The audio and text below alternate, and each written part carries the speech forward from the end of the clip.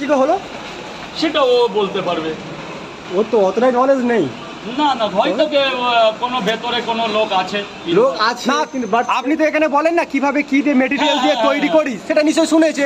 তারপরে দীর্ঘদিন আমার সাথে তরকারিতে আপনি হচ্ছে যে ওই কচুরি পাতা দিন, তারপরে যে মশলা টসলা দিন, ওইগুলো দিচ্ছে। 6 মাস মতো ছিল না, ও কিছুটা করে নিয়েছিলাম। কিছুটা অভিজ্ঞতা এসে গেছে। অভিজ্ঞতাই তো মানুষের মূলধন না। রাহুল ও কি তাহলে তোমার ম্যানেজার ছিল? ম্যানেজার বলতে আমার এখানে থাকতেও কিছু লোক ম্যানেজার বানিয়েছিল। আচ্ছা, তবে ছেলেটা সরল সিধা ভালো ছেলে, খুব ভালো ছেলে। তা ওর কাজুরা বলছে কেন সবাই?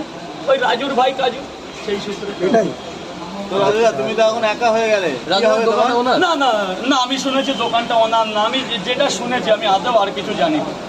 এইটুকুই জানি যে ও একটা পরোটার ব্যবসা করছে, আর আমার কথা ওই জন্য ভালো হোক, এই পর্যন্ত, আর কিছু না। ওর ব্যবসা খুলেছে দোকানটা, এটাতে তোমার কেমন লাগছে? আমার খুব ভালো লাগছে, অনুভূতি লাগছে, কিন্তু ওরই যদি দোকান হতো আরো বেশি খুশি হতো। সবচেয়ে বেশি খুশি হতো। পরোটার ব্যবসা দাদা 2-3 ভাগে হয় না।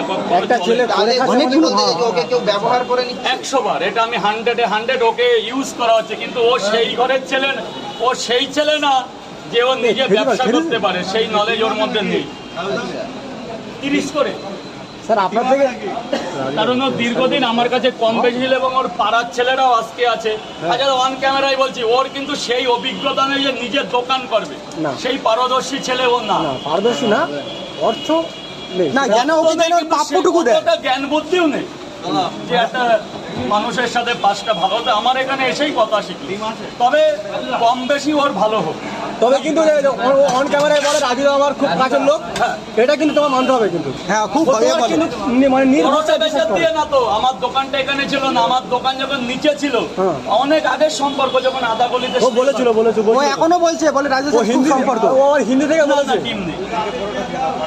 আচ্ছা, ওর কি তোমার প্রতি বেশি রাগ ছিল আমার প্রতি? হ্যাঁ না। তাহলে ও তোমাকে ছেড়ে দিল কেন?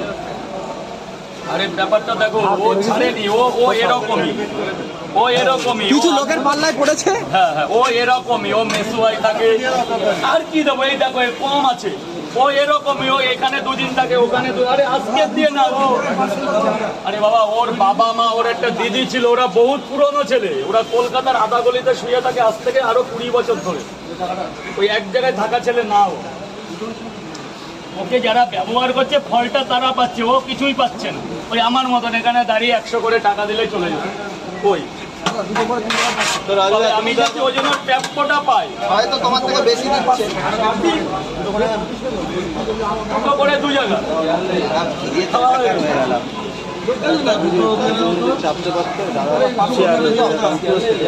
চাপটা কথা, আমি তো চেয়ারেই রয়েছি।